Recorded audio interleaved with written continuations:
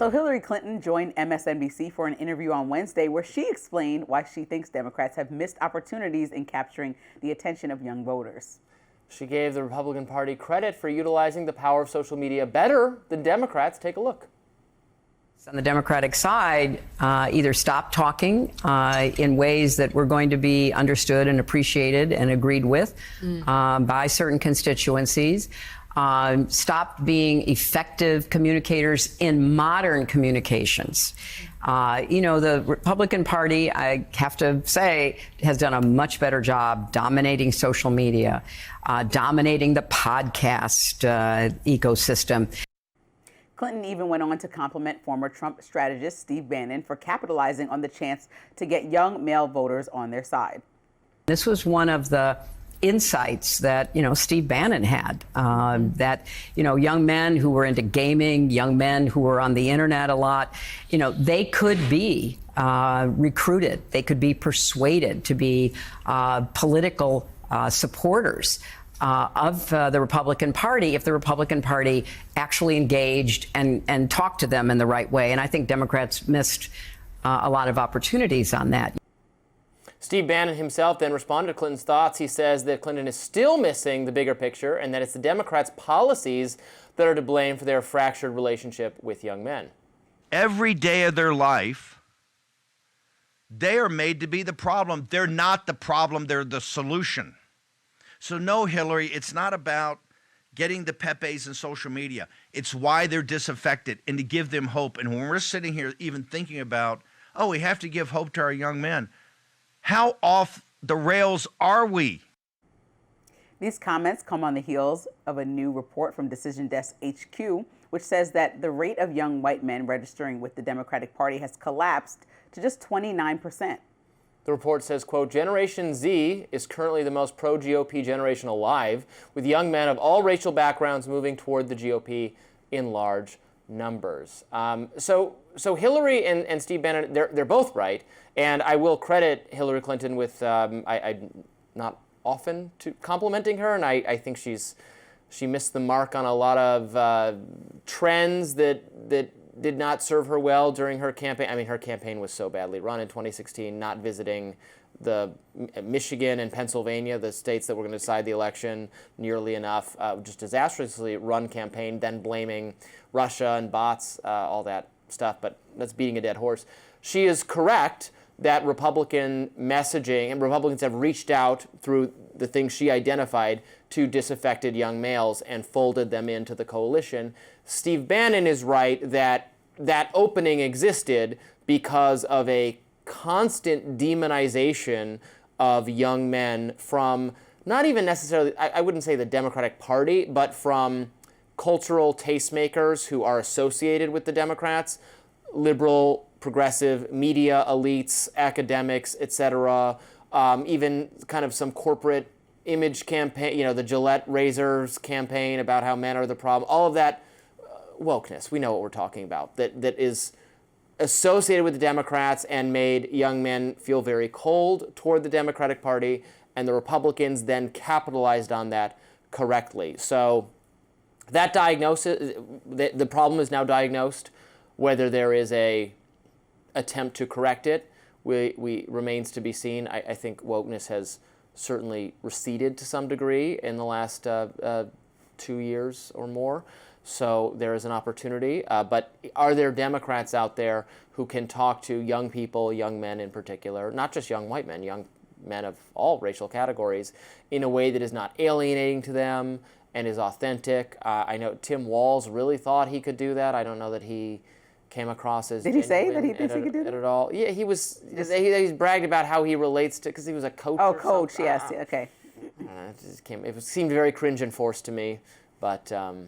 I mean, I think that what you're saying is true about losing a lot of the party, but I think it also has to do with the fact that from Biden on, is what I'll speak to, is that a lot of people did not relate in the same way that they did to, let's say, a Bernie Sanders, especially that were young, and that they felt like whoever was still in place, because the Democratic Party as a whole was pushing this candidate down our throats, had to be accepted. Everyone had to fall in line. And quite the opposite happened with the Republican Party. President Trump said, I'm coming back. People were not trying to fall in line. And then he continued to push through in a way that young people can relate to, in the same way that they go into offices and ask for what they want and have this new confidence of just like kind of going through and breaking the norm and standards, not staying, let's say, at a company for 50 years like their parents and retiring. Like this young energy is what Trump brings to the table as far as leading in that way. Like you said, doesn't have a specific alignment to any one thing that maybe historically was of the conservative party. And the Democrats are trying to stay so tightly aligned with whatever it used to be that they're not open-minded and embracing younger people in the way that they want to be embraced and thinking where the party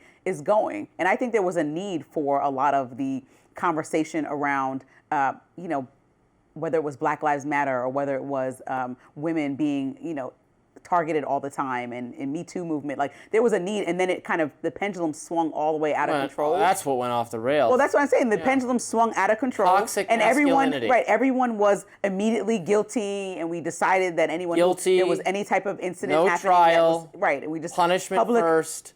And so I understand shaming. why there would be a distaste for men that are like, man, I don't want to stand a chance over here. And I think there was also an opportunity to engage with young people and see what they want. So the Democratic Party was so comfortable, specifically if we're talking about groups like Black men, they were so comfortable with having a large majority of that vote that they kind of just speak a good talk on the campaign trail, do nothing while in office, and then wash and repeat. And people of color specifically were frustrated by that. I'm sure young men were frustrated by that because they're like, we also are voting for you, so what is the incentive?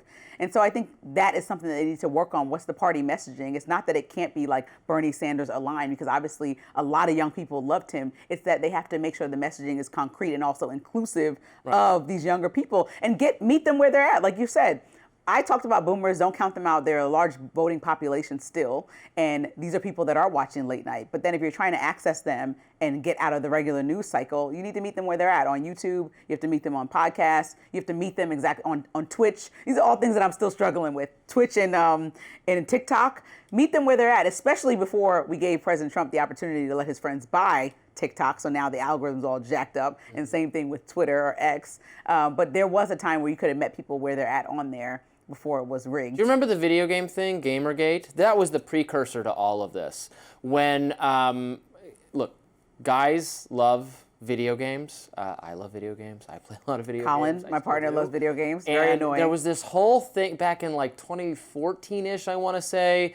Basically, journalists, reporters, writers who write about video games in the mainstream, in progressive media, who are video game focused, were just relentlessly, before we used the term wokeness, but it was so woke, just hating on every video game that people like, saying, oh, if you like this game, you're sexist, because there's games, or like this one's and everything, and a to scantily violence, or it leads to violence, like Grand Theft Auto and things like that. Just yes, hating on everything that millions of young guys love, and just hating it. And it's like, if you hate this so much, why is this your job to commentate? Just get a different job than if you hate men and you hate video games and you hate the way they're made.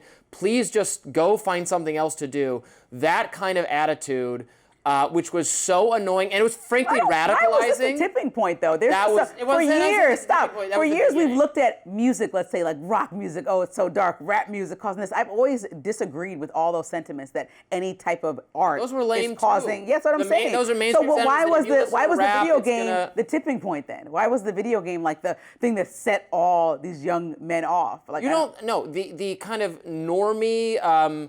Rock and roll music or rap music is bad, and it's going to make that was bad.